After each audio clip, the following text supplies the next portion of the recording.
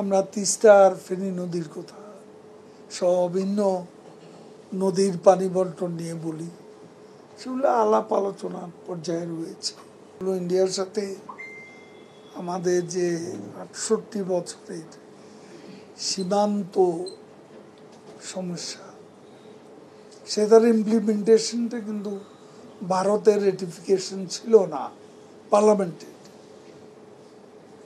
Prime minister Narendra Modi ক্ষমতা আসার পর প্রধানমন্ত্রী শেখ হাসিনা, প্রধানমন্ত্রী নরেন্দ্র মোদী এ দুরূহ কাজটা, অসম্ভব কাজটা সম্ভব করেছে। এটা ইমপ্লিমেন্টেশন প্রসেসটা আমরা দেখতে পাচ্ছি। তারপরে পৃথিবীর কোথাও ছিটমহল বিনিময় এত পিসফুল অ্যাটমসফিয়ারে হয়নি। সেখানে ছিটমহলগুলো শান্তিপূর্ণভাবে এক্সচেঞ্জ হয়েছে, সমাধান তো হয়েছে। আরও যেগুলো আছে, আমাদের গঙ্গা চুক্তি আগেই হয়েছে। এখন আমরা তিস্তা আর ফেনী নদীর কথা সবিন্ন নদীর পানি বন্টন নিয়ে বলি, সেগুলো আলাপ আলোচনার পর্যায়ে রয়েছে।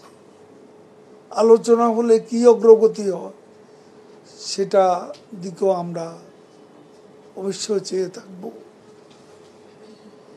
আর দুই প্রধানমন্ত্রী কি কি বিষয় আলাপ করবেন, ওয়ান অন ওয়ানও আলোচনা হবে, আমি তো বলতে পারছি না। পশ্চিমবঙ্গে মমতা যেভাবে জিতবে, তাতে করে কি তিস্তার ইস্তাটা সহজে আদায় হবে? এখন দেখুন, তিস্তা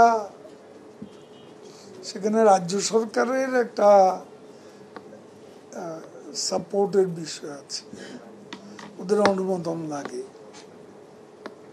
তো সেটা তো ভারত সরকারের বিষয়, তারা তাদের রাজ্য সরকারকে এ ব্যাপারে সূচক অবস্থানে নিয়ে আসবে।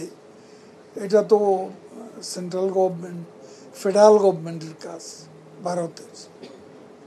এখন ভারতের কোনো রাজ্য সরকারকে এ ব্যাপারে পার্সু করা, তাদের সাথে আমাদের তো আলোচনার কোনো সুযোগ নেই। দেখা যাক কি হয়।